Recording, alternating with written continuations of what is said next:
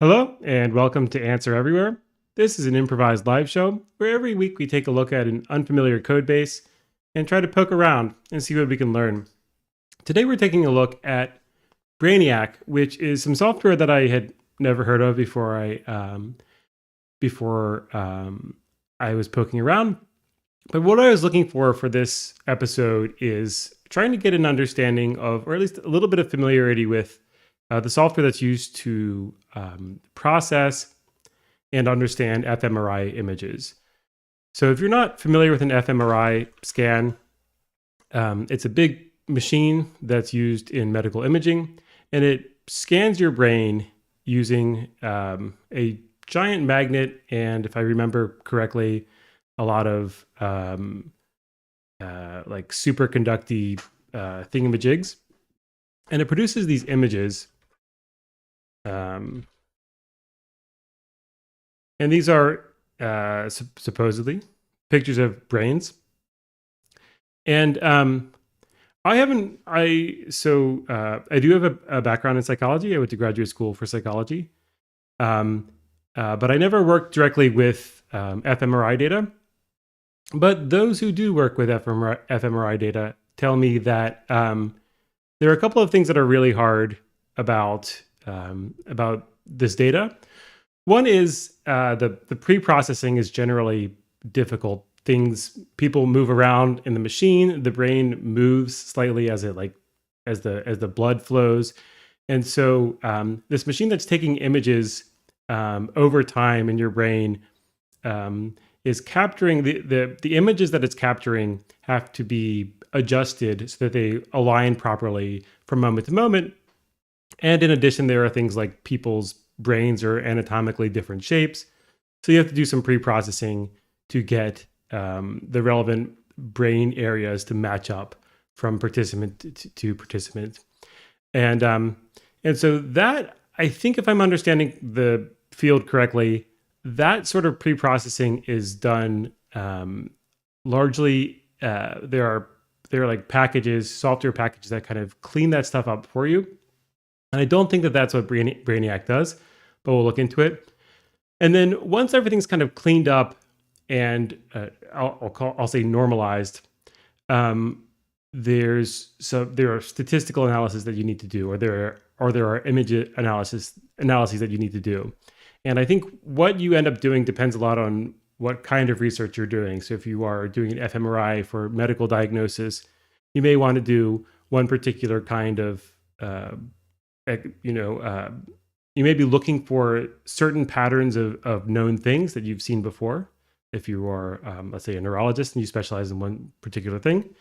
Whereas if you're doing research, like possibly more exploratory research, then you're going to ask different sorts of questions, like what parts of the brain light up when you do this or that task, and so on and so forth. And so I'm aware that analyzing fMRI data is pretty difficult. I just thought it'd be fun to take a look at some of the software that's available, that's open source, that people might use for this.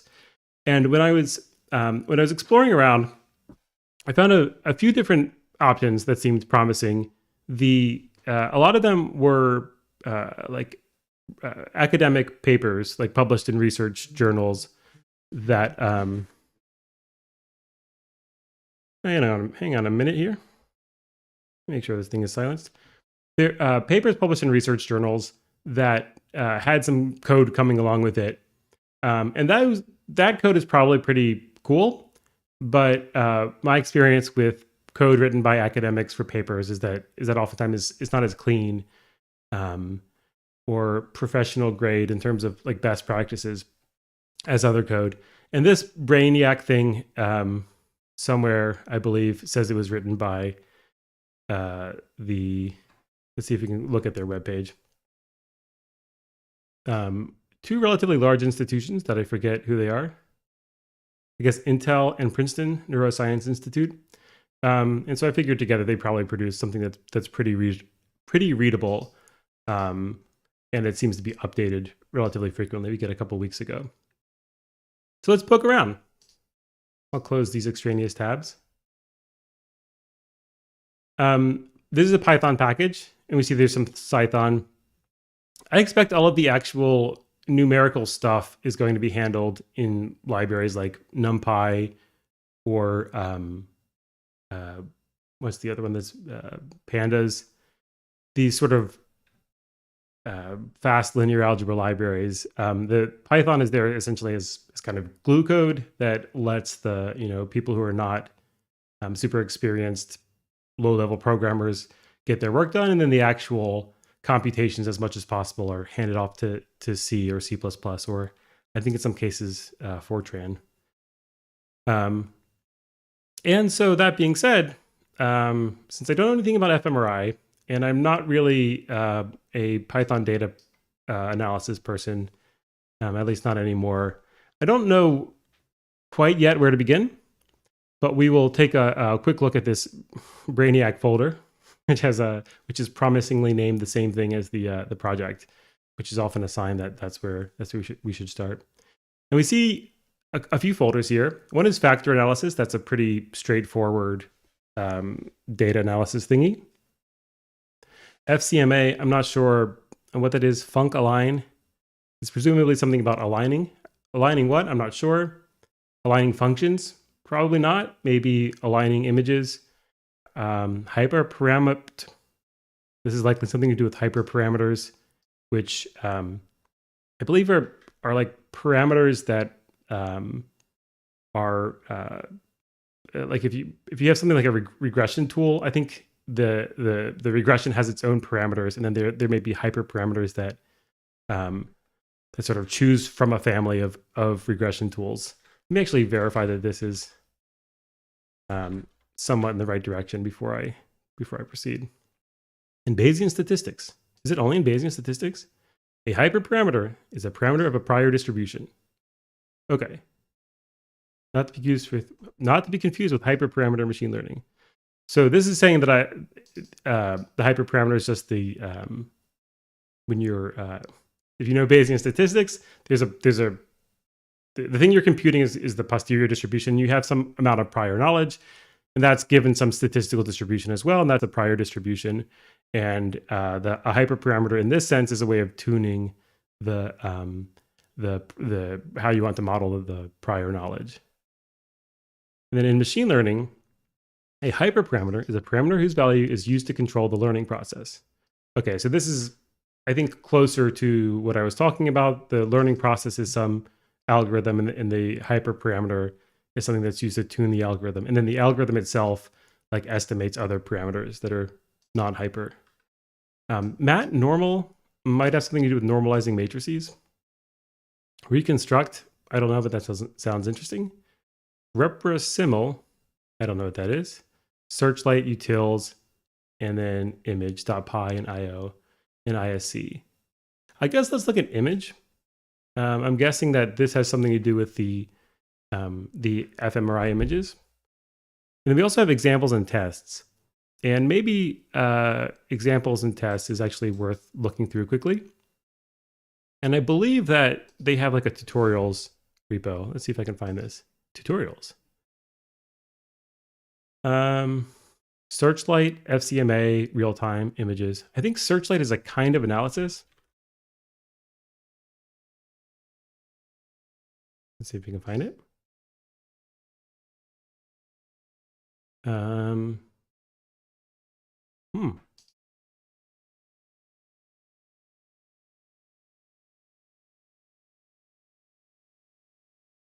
Here we go. Searchlight analysis, promises, pitfalls, and something or other. And potential.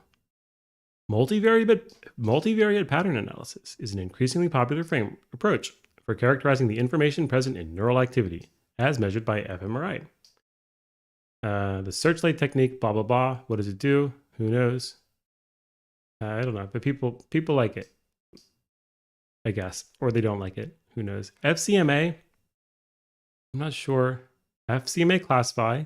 We have voxel selection. A voxel is like as you may know if you play Minecraft, it's like a 3-dimensional pixel. Let's see if you can find FCMA, fMRI.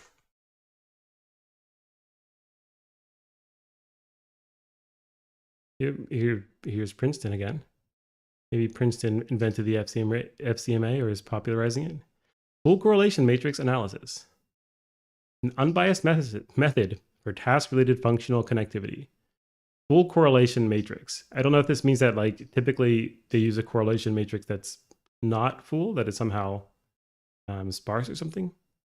The analysis of the brain imaging data often requires simplifying assumptions because exhaustive analyses are computationally intractable.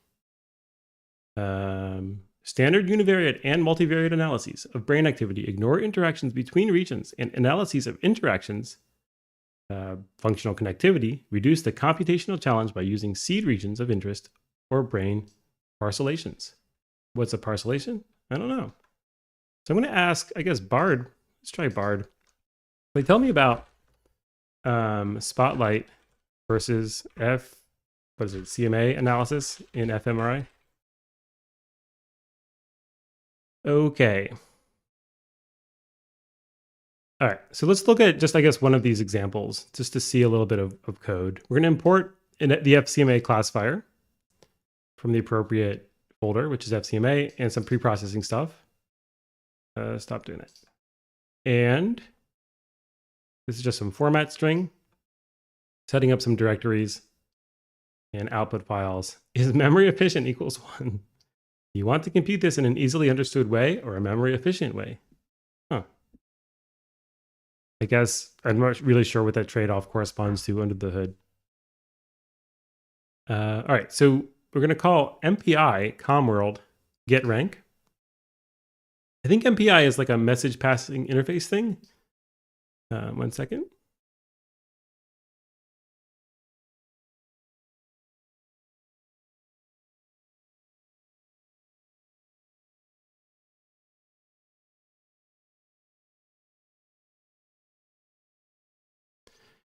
And then the first node, I'm not sure what a node is in this context, but there's some sort of tree or graph. And I'm not sure, it could be a couple of things. It could be a graph of the, some sort of graph that's modeling the brain.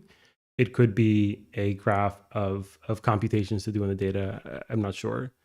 But we're going to check the rank, I guess, of some matrix, presumably. And if it's 0, then we say testing for participant, whatever, programming starts in whatever processes, whatever size, I guess.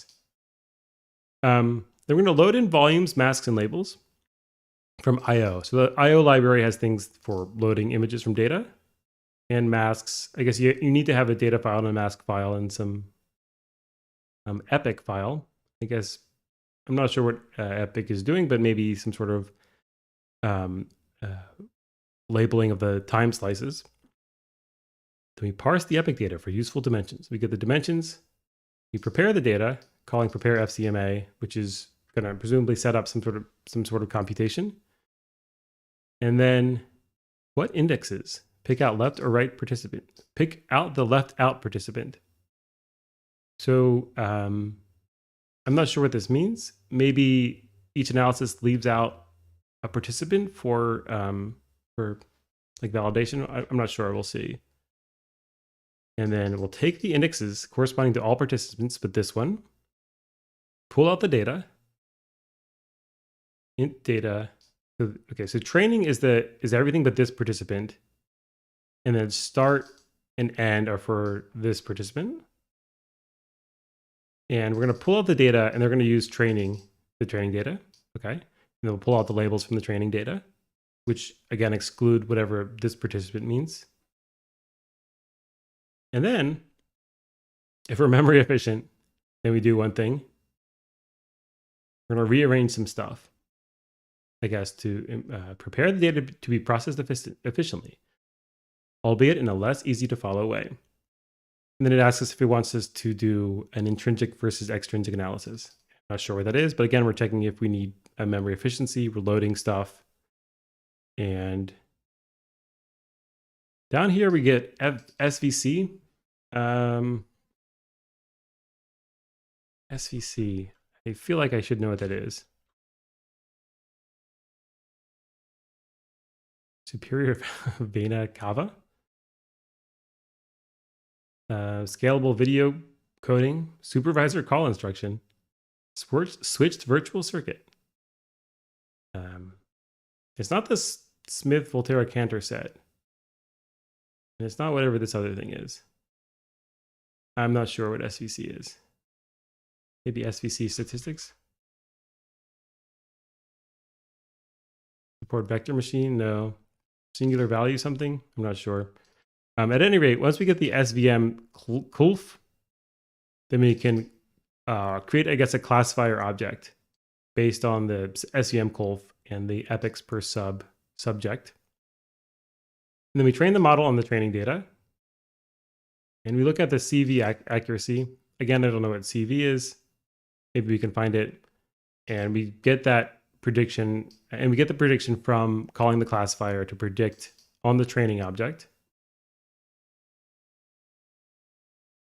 And test on the testing data. Yeah, so the testing object, I think, is the one we withheld. And I had speculated that what we were doing is we were just withholding the sample so that we could essentially have an out of sample thing that we're testing after we train the thingamajig, the classifier. That seems to be actually what we're doing. And then we do some more MPI stuff. I think that MPI is maybe for support for high performance distributed clusters or something like that. And then we print out the results. We have this CLF decision function. But how does it know? Let's see. So we get predict from the testing object. And the decision function, I guess I'm not sure if the function knows that we're trying to predict this particular thing. But we also called predict on the training object, right? No, we only call predict on the training, not on the wait. Yes, sorry. We call it on both the training and the testing. I was forgetting which words I was using for those. Okay. And then we print out the CV accuracy using some casting the prediction to some NumPy array and so on. Okay. So that's pretty that gives me a little sense of what's going on. Let's look quickly at least at Searchlight. And I think GitHub is not going to do highlighting. There we go. Loading more data. Let's go down to the bottom this time. We have some, whatever a header is, we can zoom. We can set zooms. And only save the data. This is the first core. What is a core? I don't know. That might be a part of the fMRI machine. And here's more SVM stuff. Set up the kernel function. In this case, in SVM. This should be support vector machine. So we have some kernel. And I'm not sure what's going in it because I jumped to the bottom. But we create this Searchlight object, which is going to take some rads, or maybe radians. Let's see what we get rads up here.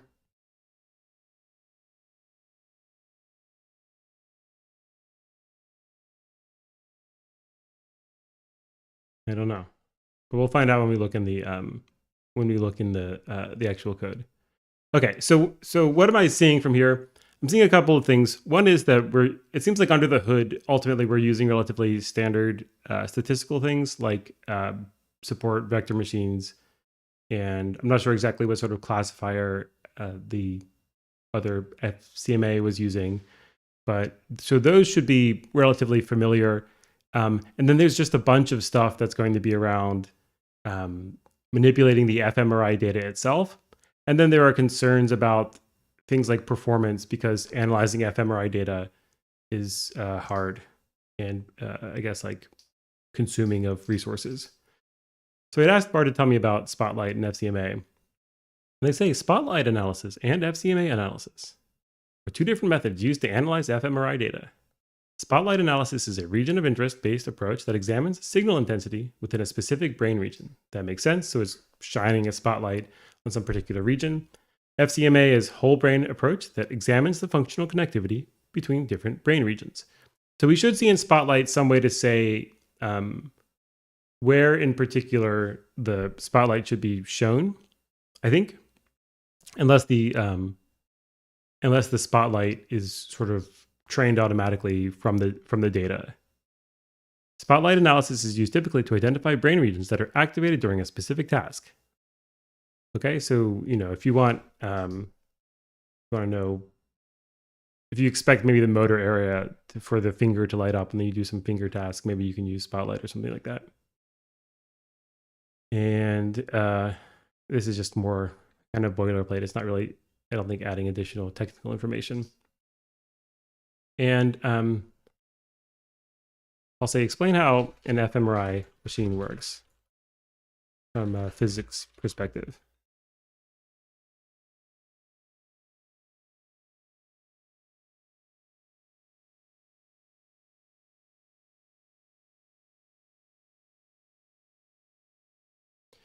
So they're saying functional magnetic resonance imaging. Yeah.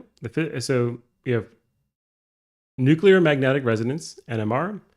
The nuclei of certain atoms, such as hydrogen, align in a magnetic field. When the radio waves are applied to the nuclei, they can be flipped to a different alignment. The frequency of radio waves needed to flip the nuclei depends on the strength of the magnetic field. So we're going to use strong magnetic field and radio waves to create images. Yeah. By detecting blood flow, changes in blood flow, not absolute blood flow, I guess. And then bold, the blood oxygen level dependent contrast, is a type of MRI contrast that is based on the different magnetic properties of oxygenated and deoxygenated blood. So if they have different magnetic properties, then we can see, I guess, whether the blood has been to the heart recently or whether it's leaving the heart or going toward the heart. Oxygenated blood is more magnetic than deoxygenated blood. This is because oxygenated blood contains hemoglobin. Yeah? That makes sense, which is a protein that contains iron. Iron is magnetic metal. Thank you. So you have some strong magnetic field, yeah, which is used to align the nuclei of the hydrogen atoms in the brain. And you have some radio frequency coils, and these apply the radio waves.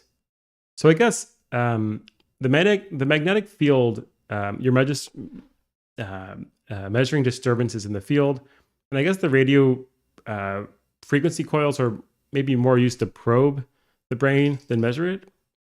I'm not sure. And then a detector system is used to measure the signal emitted by the nuclei of the hydrogen atoms when they are flipped by the radio waves. And you lie down and they scan you. It aligns the nuclei. The RF coils are then used to apply radio waves to the nuclei of the hydrogen atoms. This causes the nuclei to flip to a different alignment. After the radio waves are turned off, the nuclei of the hydrogen atoms relax back to their original alignment. Do they? They probably do on average. But they must overshoot and whatnot, right? I'm not sure how stable the alignment is. As they relax, they emit a signal. The detector system measures the signal emitted by the nuclei of the hydrogen atoms. Yeah, okay. And then it's talking more about bold contrast, which measures changes of blood flow in the brain. And then we have different applications. Okay, that was relatively straightforward. I vaguely recall that from neuroscience. All right, so let's look at image.py in the main BrainIAK repo.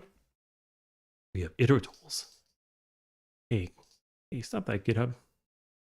Okay, so masked multi-subject data, and we are using NumPy, so NumPy is kind of right up front here. I'm not sure what masking means in this context. I assume it's some sort of masking in fMRI, but maybe I can find out a little bit about brain masking and fetal functional. Let me ask Bard about masks. I think that's going to be the simplest way. Tell me about masking in fMRI.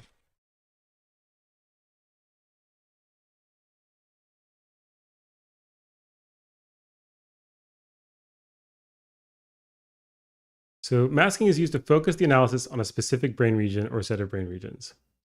Okay. Most common approach is to use a binary mask, I guess. So we have 1 or 0. 1 is included, 0 is excluded, and we basically XOR it, I guess. All right. Thanks, chat. Thanks, Bard. Okay, so we've got some masked multi-subject data. And multi-subject should mean that we've got a bunch of images, and they correspond to different subjects, but they're somehow matched up. Create a new instance of multi-subject data from masked. Okay. And we're mostly using just like standard out-of-the-box Python stuff. We're enumerating stuff. We're using NumPy and iterators and everything. Condition spec is this class that has no real implementation. It's a one-hot representation of conditions across epochs and TRs. What's a TR? I'm not sure. Then we have a single condition spec, a condition spec with a single condition applicable to an epoch. And this is all relatively straightforward Python. And then this is Python, so presumably there's lots of tests to make sure that all of the functionality is sensible. Speaking of which, here are some tests. I'll ignore the tests, I think, at this point because we looked at a couple of the examples, or rather the tutorial. And then here are some more examples, which I may come to the tests and examples if I'm trying to figure out what a specific function does and it's not clear just from the implementation. Okay, and then we also saw I/O is used to load things. I think that this should just be relatively straightforward. Although, whatever this is, NIFT, I1, and I Babel, is this some fMRI thing? NI Babel, Python. Neuroimaging in Python. Yeah. Read and write access to common neuroimaging formats, including analyze and a bunch of other things. Okay, so there are a few makers of fMRI machines. Is Philips one? Producers of fMRI machines. I think there's like about 3 of the main ones, though. This is diagnostic image devices in general. I want specifically fMRI. What? I'm on hospitalmanagement.net. You're going to break the back button.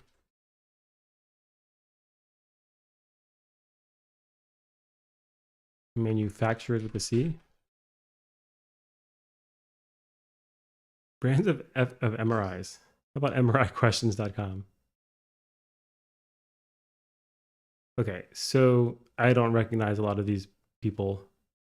Siemens, I do recognize. That's the one I was going to guess is one of them. Philips, that I think I've seen. Fujifilm, GE is maybe the other one that I was aware of. So I'll consider GE, Philips, and Siemens to be the 3 that the 3 that I've heard of. All right, and this is just like loading images from data, load more images, and they're calling out this other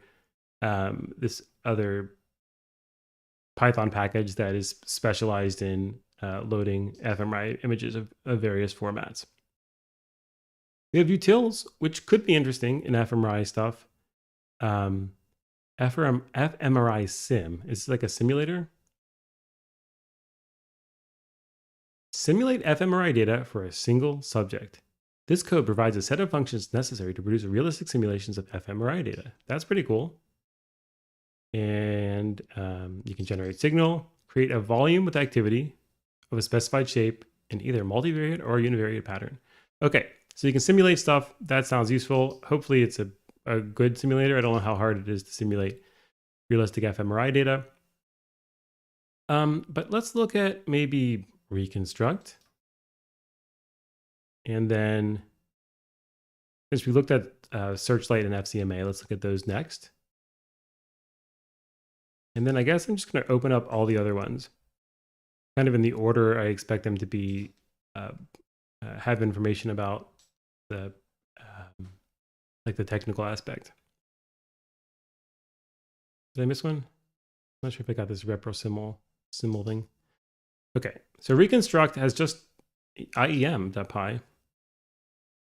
Inverted encoding model. It's used to encode and reconstruct features from data. Okay. The implementation is reconstruct features. What does that mean? Does it mean like machine learning features? I'm not sure. The implementation is roughly based on the following publications: prior expectations bias, sensory representation, and visual cortex. Cross-orientation suppression in human visual cortex. Reconstructing color from responses in human visual cortex. Decoding and reconstructing color. So does this mean that we have fMRI data and we want to try to reconstruct what they were looking at? Let's look at this one. Is this the same one? How is color represented by spatially distributed patterns of activity in the visual cortex? Functional magnetic resonance imaging, blah, blah, blah, blah. Usually about a third of the way down is when you get what they're actually talking about.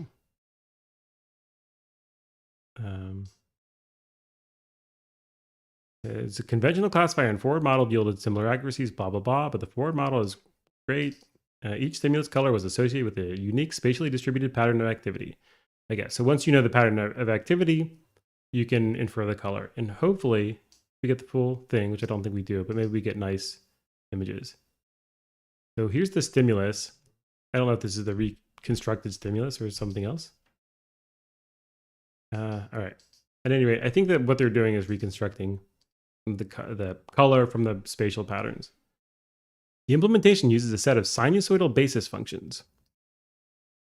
So sinusoidal basis functions, that kind of sounds like they're just talking about like a Fourier series, represent the set of possible feature values. The feature value is some characteristic of a stimulus. For example, the angular location of a target along a horizontal line. Okay, this seems specific to maybe visual though. The code was written to give some flexibility compared to the specific implementations in these people. Users can set the number of basis functions or channels in the set of possible feature values. Okay. And then this guy at Yale, and some more people at Yale and Intel. Cool. All right. We have inverted encoding, which is basis function-based reconstruction method. Inverting encoding models, alternatively known as forward models, are used to reconstruct a feature representation represented in some n-dimensional space, here 1D. Okay, we're going to reconstruct a feature whose coordinates, I guess, are one-dimensional. I think is what it means. For example, the color of a stimulus from patterns across voxels in functional data. So you use n channels, number of idealized basis functions, and assumes that the transformation from stimulus to feature, for example, color, to basis function is one-to-one and invertible. The map from color to basis function is a set isomorphism. One-to-one and invertible. Do we have any other properties? But to basis function, not basis functions. So I guess you get one-to-one invertible function per basis function. Is that the idea? I'm not sure.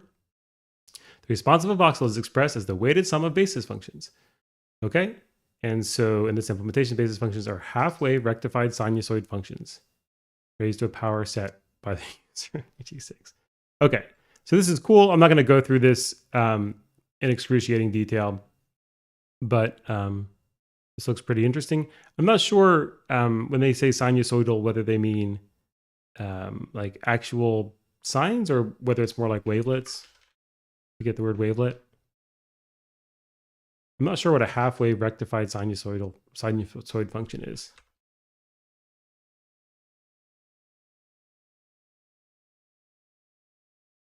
Yeah, it seems to be a thing. A periodic signal such as the half-wave rectified sinusoid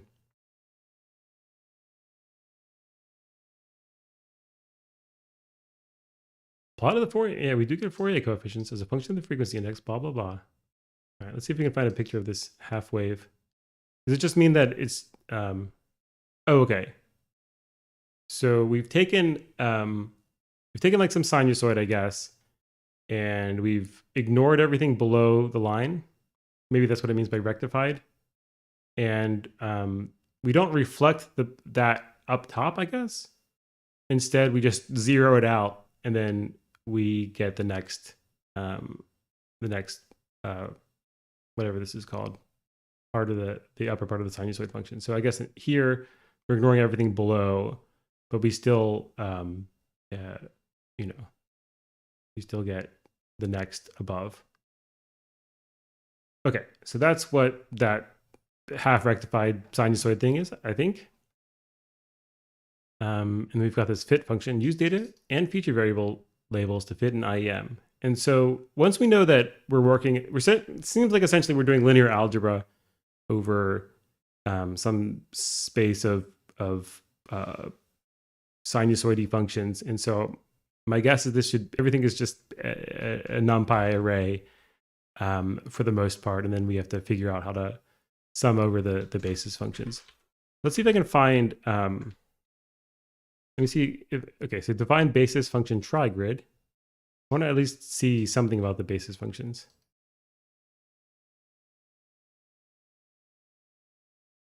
This is going to define some grid. Define basis functions, aka channels, arranged in a square grid, sets the self.channels parameter. Okay. We've got some linear space for this X and Y centers. We do a mesh grid. And we have this 2D cosine. This seems to be what I want. Do I get an implementation? Here. And this is an exponentiated 2D cosine basis function. Converts the full width half maximum of that function to the function size constant. Okay. And we do this with some multiplications, including of pi, which is not surprising considering that we are in dealing with sines and cosines. And then we have this arc cosine thing. And this must be the exponentiation. Okay, so that's relatively straightforward as a math formula. And then we're doing, we're like breaking down the brain activity into like the frequency domain data and using that kind of to infer, train a sort of classifier that I imagine works more or less like regression once we squint our eyes enough. Okay. So here's the that was what? That was something that we hadn't looked at before, right? What was that called? This is, reconstruction. Okay. So here's FCMA. We've got some pre-processing. We've got a voxel selector in the classifier. Let's look at the classifier. We're importing NumPy and time and scikit-learn, whatever a base estimator is. A base estimator. Was it scikit base estimator?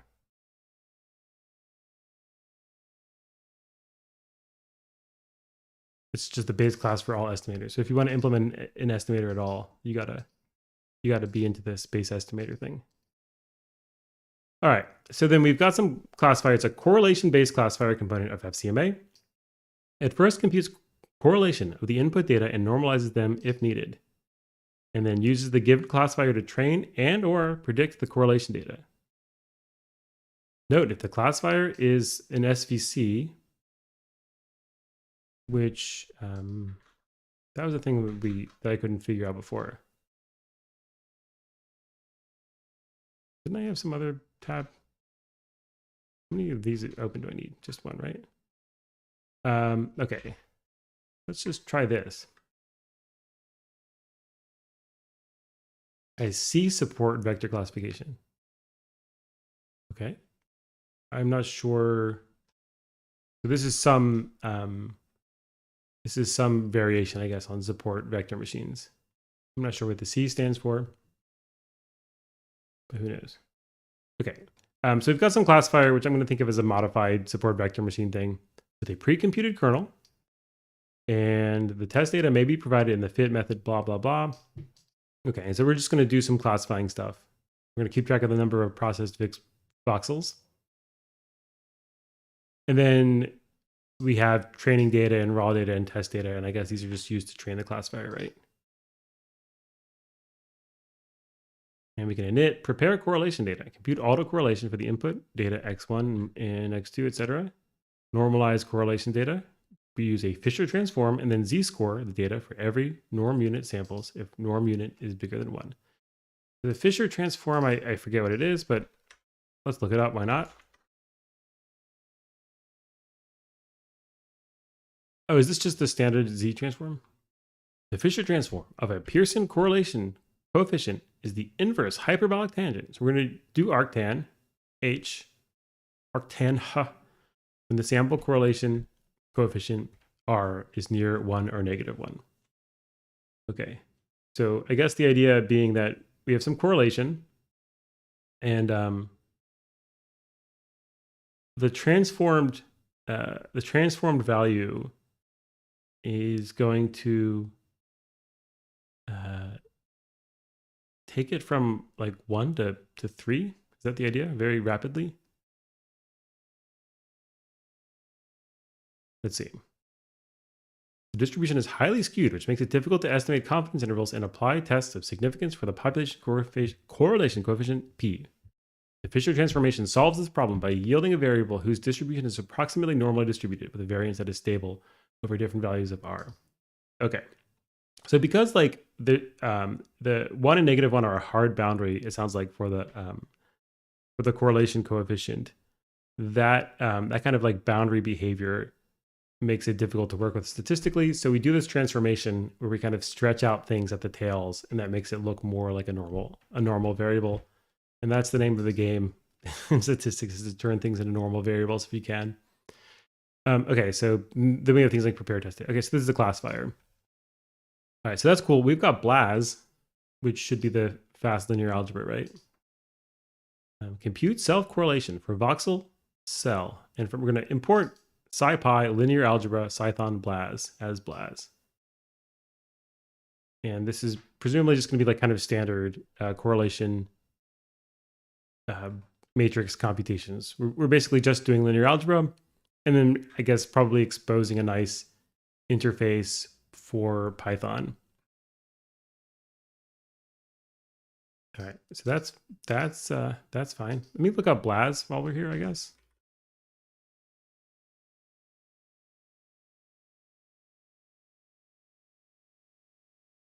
Basic linear algebra subprograms. It's a specification, I guess, that prescribes a set of low-level routines for performing common linear algebra, such as vector addition, etc. And how many implementations do we have? So we're importing this particular implementation, which is from not scikit, but from what, SciPy? Presumably it's in C. It is BLAS for Cython, so that would make a lot of sense.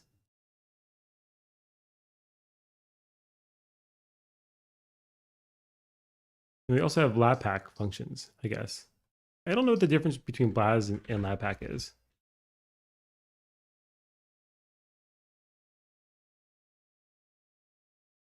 I'll ask Bard. Hey Bard, what's the difference between BLAS and LabPack? They're both like linear algebra low-level things, if I understand correctly. While I was thinking, let's go back to the code. Oh, it's done thinking. So BLAS, basic linear algebra subprograms, and LabPack, linear algebra package, are two libraries of software for performing linear algebra operations. So BLAS provides a set of low-level routines for basic linear algebra, and LabPack provides a set of high-level routines for solving linear systems, computing eigenvalues and eigenvectors, performing other, more complex linear algebra operations. In general, LabPack is easier to use than BLAS because it provides more user-friendly interfaces and routines for solving more complex linear algebra problems. However, BLAS is more efficient because it provides more optimized routines. Okay, so one is higher level and one is lower level, and there are trade-offs. All right, back to the code. All right, so we're using the linear algebra stuff. Then pre-processing, just out of curiosity, what's going on in pre-processing? We've got this generate epochs info, prepare FCMA data, separate epochs. Separate or separate? Create data epoch by epoch. Separate data into epochs of interest specified in epoch list, and z-score them for computing correlation. And so the parameters are activity data, which are a list of 2D array in whatever n voxels and n TRs is. And it's masked activity data. I wish I knew what TR is. Let's see, fMRI TR.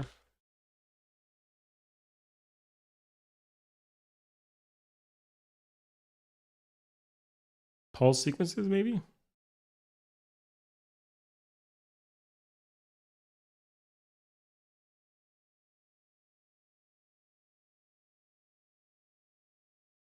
Repetition time is the amount of time that passes between consecutive acquired brain volumes. Okay, maybe it's repetition time. All right. So this is like data pre-processing, randomized single subjects. Randomly permute the voxels of the subject. Randomly permute the voxels. This method shuffles the voxel dimension in place. Why do you want to do that? I'm not sure. Randomize subject list, randomly permute the voxels of a subject list. I'm not sure why it's doing this stuff, but let's see where this is called. How about randomized single subject?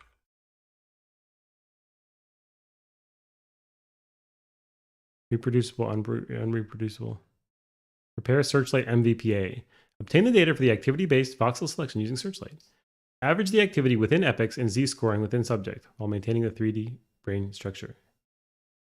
It's processed subject by subject instead of reading all the data before processing. So why are they doing this? So we're going to call it data reshape. So we're going to call it data reshape before randomizing. I guess we have 4 things of data. We're going to concatenate them into a single thing is possibly what reshape is doing. I'm not sure. And then we're going to randomize. And I'm not sure why we're randomizing, but it could be for a few reasons. One is sometimes some algorithms perform better in the average case, and so we want to randomize just for performance. There may be some reason why the Searchlight algorithm requires randomization. I don't know. And then what is this? This is the MVPA, voxel selector. So this is something about selecting voxels. So whatever SFN is, it says score classifier on Searchlight data using cross-validation. Okay, so this is some way of doing scoring based on cross-validation. You give it the data and a mask, whatever a MyRAD is, and a bcast var. Classifier is in bcast var, the labels are in bast var. The number of cross-validation folds is in bast var 1. Okay. And then here's an activity-based voxel selection component of FCMA. And how's it selecting stuff? I don't know. It's ultimately taking the sum of some mask stuff. Oh, that's just the init. So run, I guess, should be running the actual selector. And it's calling this these distribute and broadcasting functions.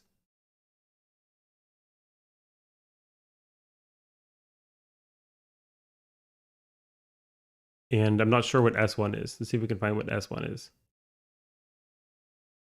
Or SL, rather.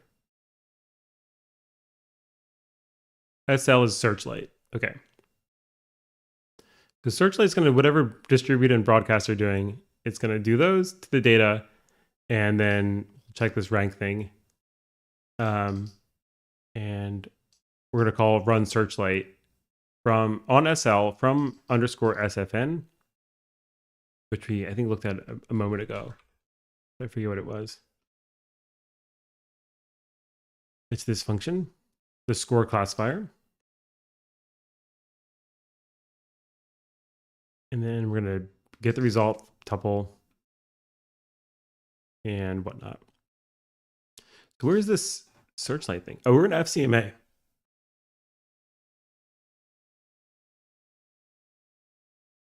We're in FCMA and not Searchlight. So let's take a look at Searchlight. We've explored FCMA, I think, enough. This Python thing we're going to ignore. Okay, so Searchlight only has two files. We've got searchlight.py and the init file. And searchlight.py has shape. We've got some shapes like a ball, a cube, a diamond, and a searchlight.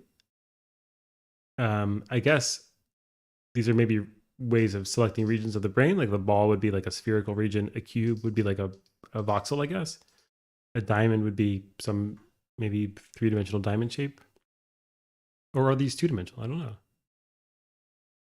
Searchlight shape, which is contained in a cube sized. Okay, so rad we saw before. I think this must be radians, right? Or no. Rad is a measurement, right? Is it a measure of radioactivity? Is that what we're dealing with? Absorbed radiation dose. I guess maybe.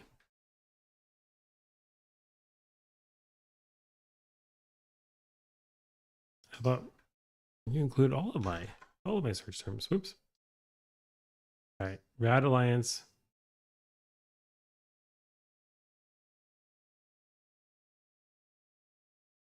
See if Google will do any better.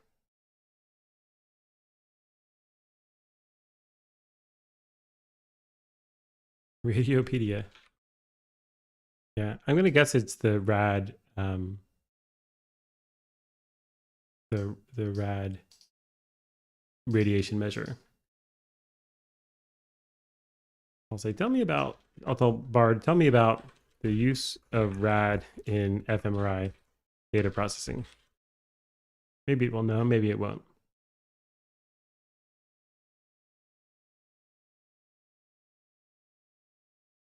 Robust artifact detection is a technique used in fMRI data to remove artifacts. It's a statistical method. I'm not sure if I'm trusting this. Okay. There's whatever a rad is. It might be a radian or a unit of measurement. At any rate, we've got some cube that's 2 rad plus 1, 2 rad plus 1 plus 2 rad plus 1. Oh, radius. There we go. I should have just read head. All right. So and then we have some mask, which is a 3D Boolean numpy array of this appropriate size. It should be the same size as this. And then we've got radius in voxels of the sphere inscribed in the searchlight cube, not counting the center voxel. Okay, so this is a radius in voxels. So this is basically just the number of voxels. Okay, so then we have a cube, which is kind of like a shape, but the shape already is a cube. How is cube different? I don't know, but you give it a radius as well. And a diamond is a searchlight shape, which is a diamond inscribed in a cube of this size, I guess. 2 rad plus 1, 2 rad plus 1, 2 rad plus 1. Is that where we were up here? Okay. I'm not sure.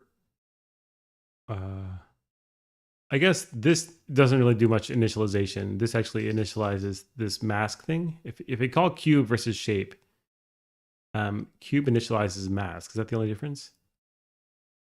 And then diamond, we've got this diamond shape, city block. So I'm guessing city block is like the Manhattan distance. We're importing it from somewhere. Import city block from SciPy spatial distance. Okay. So that's like an ln norm type thing. And then we have a ball, which is a searchlight shape, which is a ball. Described in its cube of size 2 rad plus 1, 2 rad plus 1, 2 rad. So everything is inscribed in some cube. And then searchlight, it runs a user-defined function over each voxel in a multi-subject data set. Okay, so the searchlight seems to just be like, we're going to iterate over voxels and run a function. As opposed to like having a specific searchlight algorithm, maybe. Optionally, users can define a block function which runs over larger portions of the volume. Right, and is it literally just iterating? Hit blocks. We're going to ignore the blocks. Split volume. Scatter list. Distribute a list from one rank to other ranks in a cyclic manner. This is cyclic manner. I'm not sure I understand what rank is being used for here. Presumably the rank of some, essentially some list or matrix, but I'm not sure what that corresponds to in the fMRI world, or like really what the scatter list is doing here. But at any rate, we can scatter things. Scatter submatrices to all processes. Self-com scatter padded root owner. Who's, com broadcast. I think that maybe the broadcast and scatter are being used to parallelize the computations. See if we can find com, MPI com world. So let's just double check that MPI is this message passing interface thing. Magnetic particle imaging. I don't think it's that actually. Yeah, message passing interface, I think. Portable message passing standard designed to function on parallel computing architectures. So I think that this Scatter is just the standard scatter in parallel computing or whatever it's called. Distribute data to MPI ranks. Maybe rank is an MPI term. MPI rank. Logical groups of processes, and in each group, a process is identified by its rank. What's the difference between ranks and processes? Here's a resource I learned all my MPI from. You might find it useful. This looks long. So processes are the actual instances of the program that are running. MPI allows you blah, blah, blah, blah. Well, it allows you to create logical groups of processes, and in each group, process is identified by its rank. So it's just some group of processes. The rank of a process is always relative to a group. Okay. So when it says rank, I guess what it's saying is it's distributing it to some group of processes. And we give it subjects. For example, the 3 ranks, you may lay out the data in the following manner. Subject 1 is in rank 0. Subject 0 is in rank 0. Subject n, I guess, is in rank n. Or you might put everything in the same rank, etc. Okay. Then broadcast, this is like communication stuff. Why is it in Searchlight as opposed to some other module? I don't know. That's how it is. And then run Searchlight. It's going to just take voxel function and apply it to each voxel. And they're using pickle, which I think is a security nightmare. But let's double check that after I look at this function. So literally, we're going to get extra block function parameters from the voxel function, the self shape, and some, I guess, thing that controls the minimum active voxel proportion. I'm not sure how we know what the minimum is, if that's something we set ahead of time or if that's something we observe from the data. But at any rate, we have it and we set it to an extra param. Then we call run block function on the single node Searchlight stuff with some pool size. And then we return the result. So I guess this blocks and does like the asynchronous communication possibly. If we can find run block function. Run block function. It's going to call broadcast. I'm a little bit surprised that there's no like async stuff here. But if you're doing fMRI data, maybe it's just too much overhead to have to deal with like async stuff. You are just resigned to the fact that it might take a while to process your data. I don't know. Okay, here's Bursa, which is in repressimal. I don't know what either of those is. An implementation of Bayesian representational similarity analysis. Bayesian and similarity analysis makes sense. We're somehow going to use Bayesian statistics to check what things are similar, presumably. Representational, I don't know what that means. Representational similarity. Maybe we'll find out. And this is from some people at Princeton, or rather one person at Princeton, Mingbo Kai. We've got some inverse gamma prior for on the variance. And I'm not sure that this is going to tell me what representation is, but maybe I can Google it.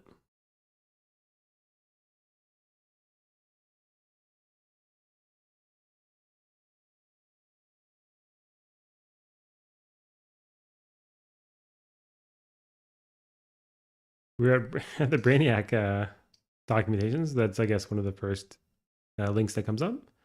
So Bayesian RSA, which is the representational similarity analysis from this Kai fellow who is also done the implementation.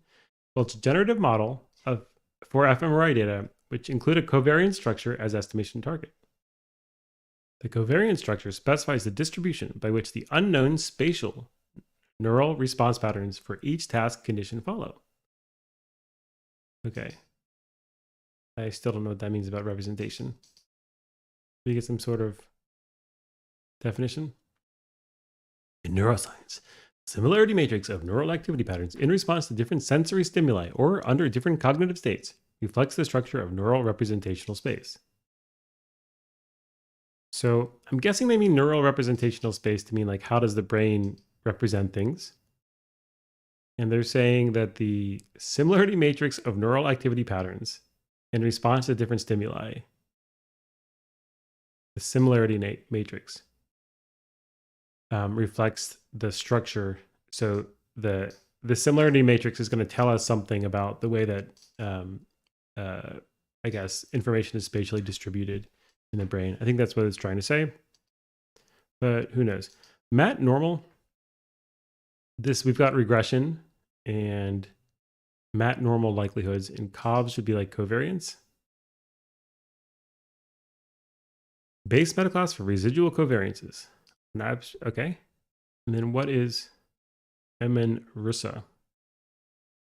MN matrix normal version of RSA. Hopefully it means the RSA encryption algorithm, but I doubt it.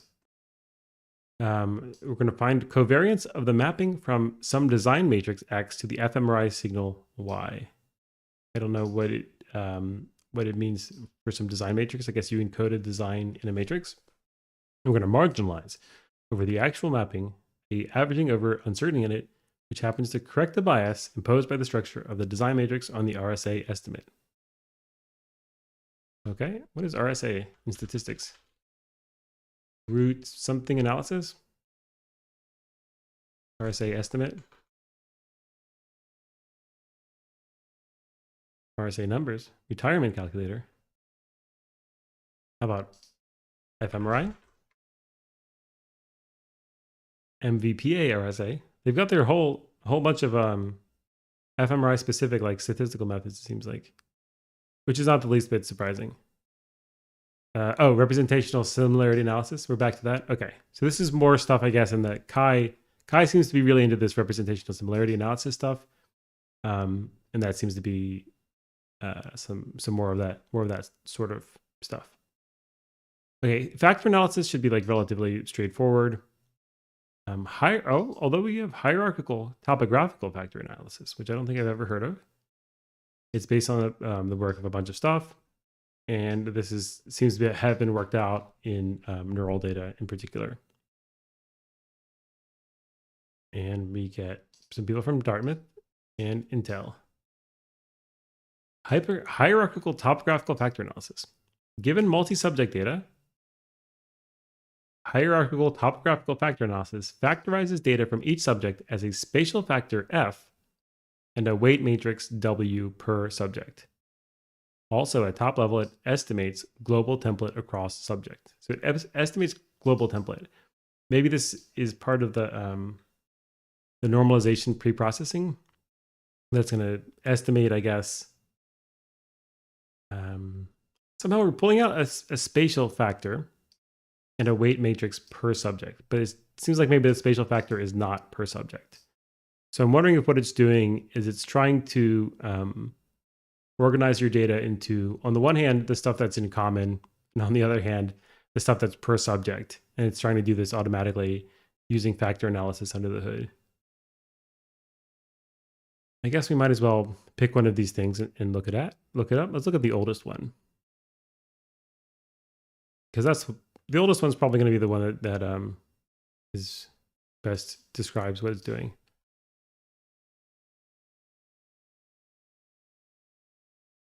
Inferring brain topographic factor analysis, a Bayesian model for inferring brain networks from neural data. So you're going to try to infer the brain network. Okay. The neural patterns recorded during a neuroscientific experiment reflect complex interactions between many brain regions, each comprising millions of neurons. However, the measurements themselves are typically abstracted from that underlying structure. Well, yeah.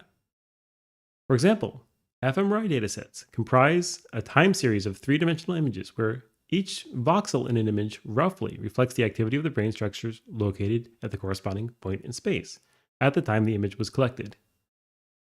fMRI data often exhibit strong spatial correlations whereby nearby voxels behave similarly over time as the underlying brain structure modulates its activity. Here we develop topographical factor analysis, a technique that exploits spatial correlations in fMRI data to recover the underlying structure that the images reflect. Okay, so specifically TFA casts each brain image as a weighted sum of spatial functions.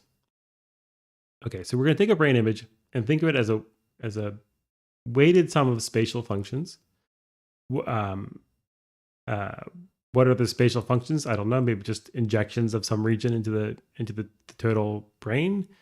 And what is the weighting? Who knows? It could be something like this signal level. And the parameter of those spatial functions, which may be learned by applying TFA to an fMRI dataset, reveal the locations and sizes of brain structures activated while the data were collected. Okay, so it sounds like the goal here, I think, roughly makes sense to me, which is we're going to use the fact that we have this like regional similarity to try to understand which regions are connected. So the brain has this Hebbian synapse thing that like the neurons that work together tend to fire together. So they should presumably consume blood at similar levels. And so if you get these spatial correlations in a region, that's a sign that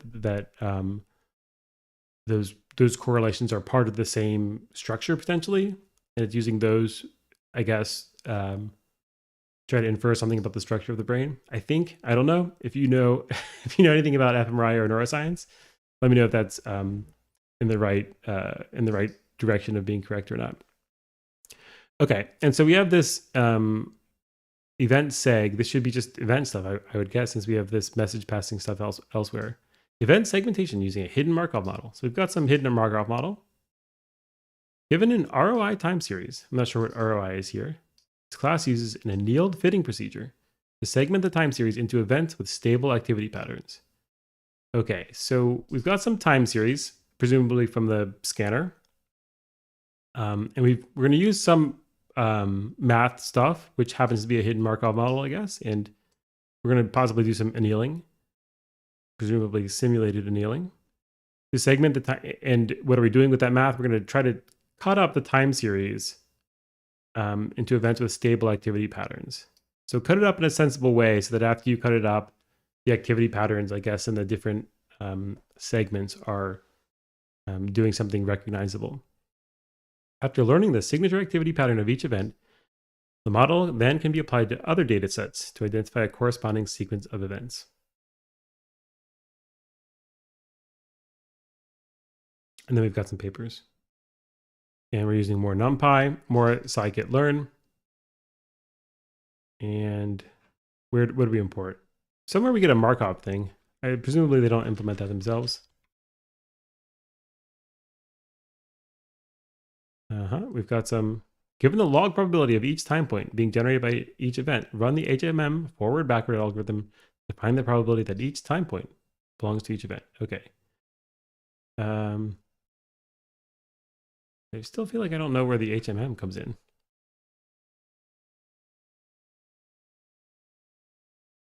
We've got this model prior here. And we're just getting self forward backward. Maybe that's the place to be. Runs the forward backward algorithm on observation log probs. Is this where it already was? So let's see what this does. We're going to initialize some stuff. Set up a transition matrix. We seem to be doing it by hand with NumPy.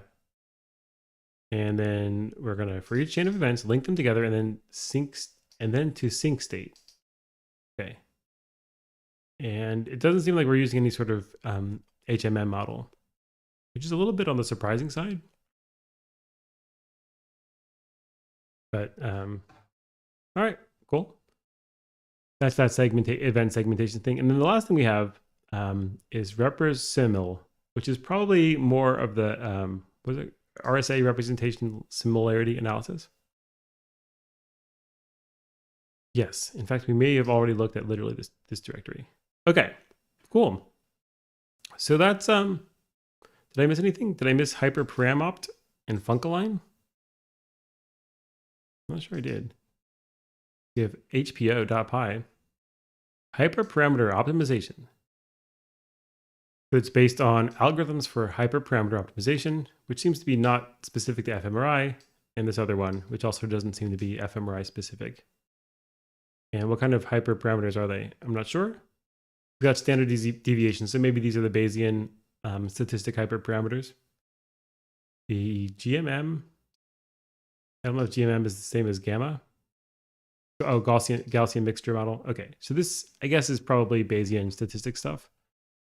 There should be lots of good Bayesian libraries for Python, but it seems like some of this they're doing themselves, and that might be just because the conventions are different from whatever the libraries were, or they were trying to, um, or maybe there were efficiency concerns. I don't know. Here's Funkaline. I don't think I looked at this, but let's look at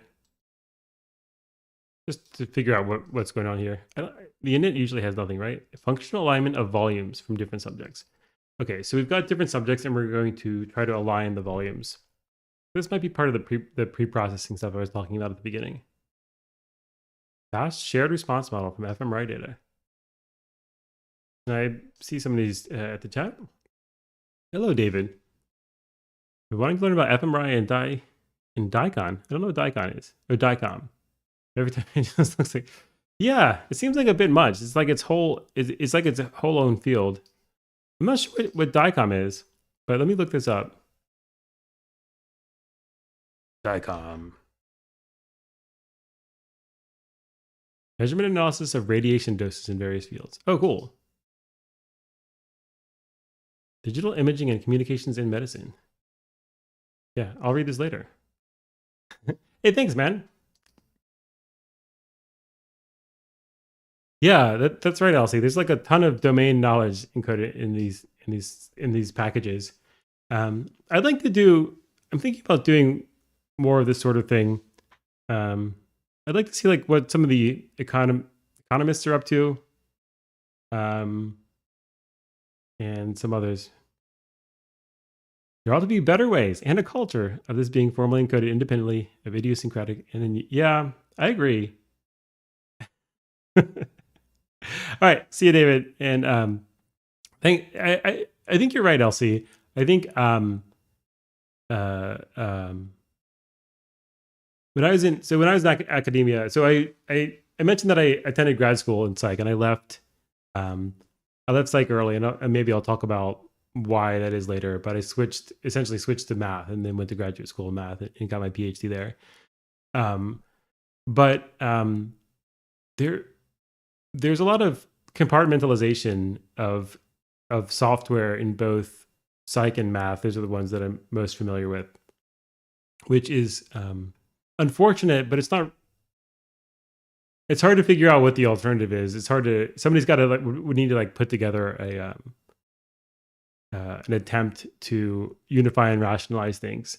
And I think that potentially the problem is that that's just not something that anyone is rewarding. Like the academy doesn't reward it in particular because their metric is papers rather than like software created. And I think that like the industry mostly just doesn't care. But hopefully by like looking at some of these open source projects, even though I don't really understand what's going on in this fMRI stuff, somebody will, and maybe by doing just some of this, we can sort of get a sense of how we can maybe rationalize some of the great software we have for doing science. Okay, and maybe just to continue on this little rant. fMRIs are still really expensive, if I understand correctly. So you spend all this like time and effort collecting data. It would be nice if the software was made it easier to get the high quality information out of the data you do have, since gathering data is so expensive and computer time is relatively cheap. Okay, end of rant, I guess. So RSRM is robust shared response model. I'm not sure what that is. Implementation is based on the following publications: capturing shared and individual information from an fMRI data. So this should be, things that are held in common is shared, and things that are specific to individuals are, and somehow they're separating. And we have Nick Turk Brown, who I've heard of, under review, 2017. This cannot possibly be under review in 2023. Let's look this up.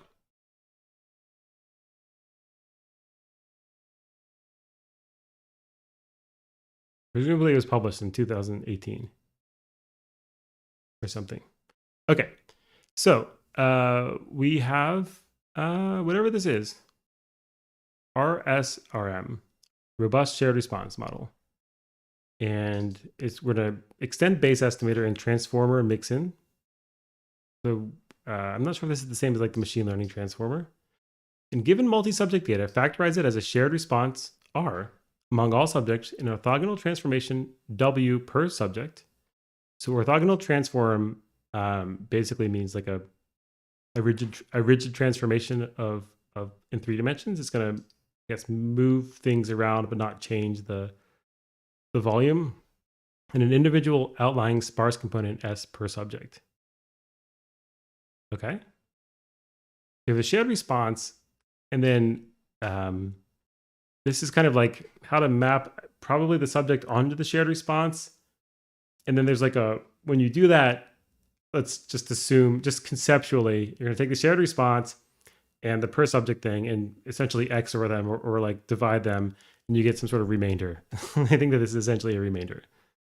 Is that true? I'm not sure, but that's how I will think about it until somebody tells me otherwise. This unsupervised model allows to learn idiosyncratic information for subjects and simultaneously improve the shared response estimation. It has similar properties to the shared response model with the addition of the individual components. All right. And we get it by doing a block coordinate descent procedure. I don't know what that is, but it's covered in the paper. All right, so that's shared response, something or other. It's going to tell us what transform is. Use the model to transform new data to shared response space. So I think that's basically what I was saying, right? So we're going to transform the individual data to whatever the shared response is. I guess like, this is not really directly related, but there's this idea of eigenfaces that I think is useful, is useful for thinking about some of this data stuff and as it relates to things like psychology. So an eigenface is the name given to a set of eigenvectors when used in computer vision problem of human faces. And so the eigenvectors, we're going to get some eigenvectors from the covariance matrix of the probability distribution over the high dimensional vector space of face images. And so what the idea is that these things, these like blurry kind of creepy faces, form a basis set of all images used to construct the covariance matrix. And so there's a sense in which like these faces are kind of universal faces, and we encode, I think, if I'm understanding correctly, an individual face as kind of a weighted sum of these particular faces. So this training face is, I'm not sure if these are all summed together, but it seems like these are possibly eigenfaces. And so we've got these dark ones that are getting summed together, and then we've got these maybe like lighter toned ones. And this has like, I guess, some of each. And if we combine them all in some suitable way, then we get the combined face. And so this is just like visually, I think, a way of thinking about, every person's a unique snowflake, but you could kind of like take the abstraction over all of the faces, and that would be some way of compactly representing all the things that we have in common. And I think that sort of approach is used very commonly. And that's the sort of sense I get from this idea of the shared response space. Is this sort of like a compact representation of the things we have in common. And then we kind of store the individual data as being transformed somehow from the shared space. I don't know if that made any sense, but that's kind of more or less how it's sometimes useful to think about things. Here's the shared response model. I forget what the R stood for over here. This is the R shared response model. Robust. So this shared response model, I guess, is less robust, but I guess presumably roughly the same thing. And I think that's fine for me. I feel satisfied. And then this should be shared response model SS, super secure. No? Semi-supervised. Okay, so we're going to do shared response model. We're going to try to figure out the shared response model, but we're going to do it in a semi-supervised way. And I forget exactly what semi-supervised means. I guess it means that some of the data is labeled and some is not. And we're using Theano, which is like um, a machine learning library, right? But not one as popular as PyTorch. Theano lets you optimize and efficiently evaluate mathematical expressions involving multi-dimensional arrays built on NumPy. Oh, maybe it's not machine learning.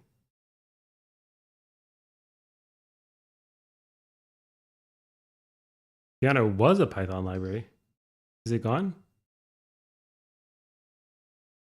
Mila will stop developing Theano. Okay, well.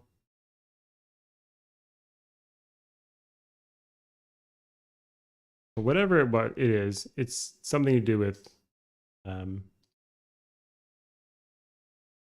look at Wikipedia. In Greek mythology, it's the wife of Metapontus. Yeah.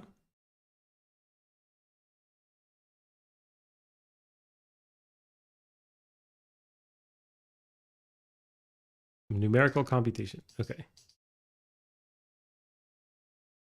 So it's for an optimizing compiler for manipulating mathematical expressions. So I guess you write your mathematical expressions, you hand it to Theano, and it's going to maybe like turn them into abstract syntax trees or something and compile them, maybe compile them literally into like machine code. It's going to maybe, I guess, transfer them to C and then run some sort of C compiler under the hood or something. And then you can run it on CPU or GPU. I don't know, something like that. All right, but at any rate, it doesn't exist anymore. So maybe they should transfer to something else. What is Pymonopt?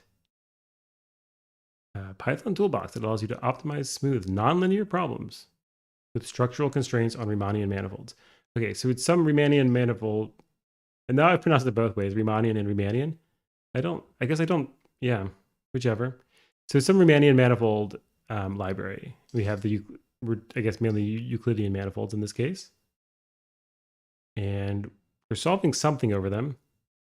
Conjugate gradient. Okay. And then this is the semi-supervised one. Okay, so let me look at, just verify that semi-supervised means that we're labeling some data. Weak supervision. The paradigm in machine learning. Yeah, I guess it's maybe used in large language models.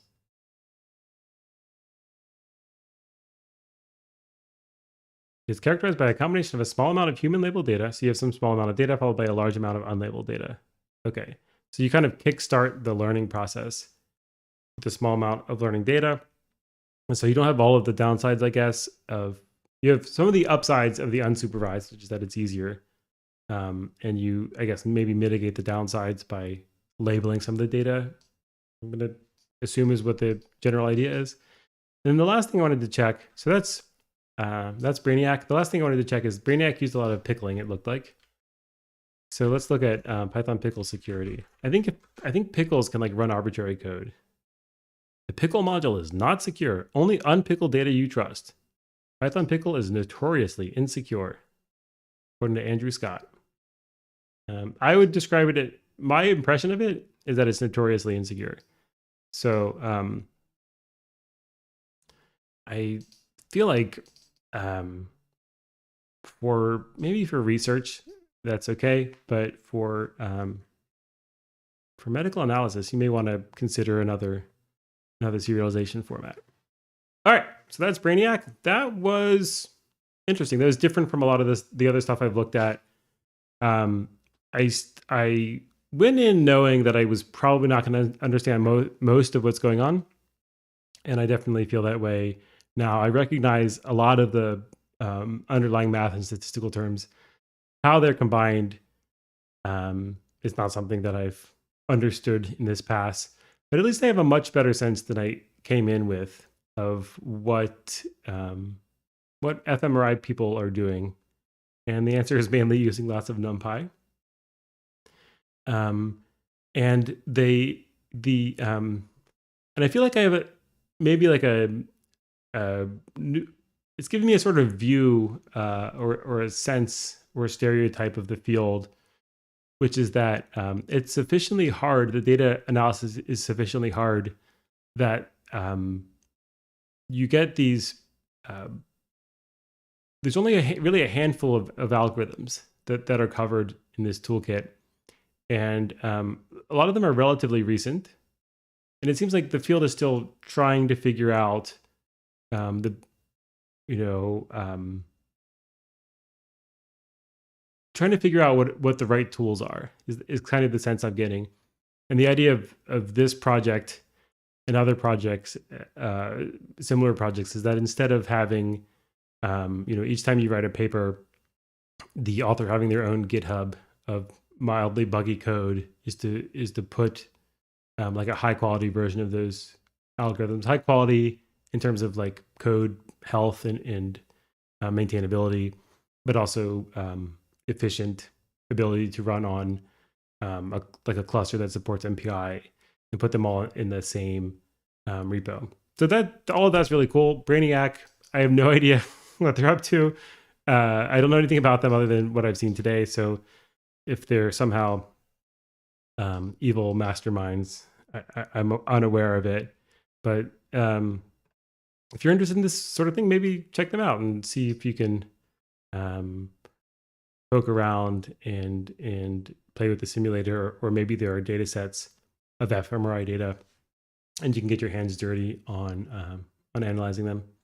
That's all for me. For anyone who stuck around to the end, I'm going to try a new schedule, which is that I'm going to move these code reading videos from Friday to Monday. And then on Friday, I'm going to do a recap of the coding that I've done over the weekend. Sorry, or over the week. And I'm hoping that that's going to cut down on the number of like the daily coding videos that I've been posting. So I can either move those daily coding videos to their own channel, just so I have a record of them, or move them maybe to or make them unlisted so that there's not as much spam. And that I think will make it a little bit easier for. I was trying to show all of the coding that I was doing from start to finish. I think that that's getting a little bit hard because that means that my streaming schedule has to align with the coding schedule. It also means that I don't think it's really necessary to see like the 12th time I debug like a similar issue. I think it's worth showing maybe the first time or so folks can get a sense of like what it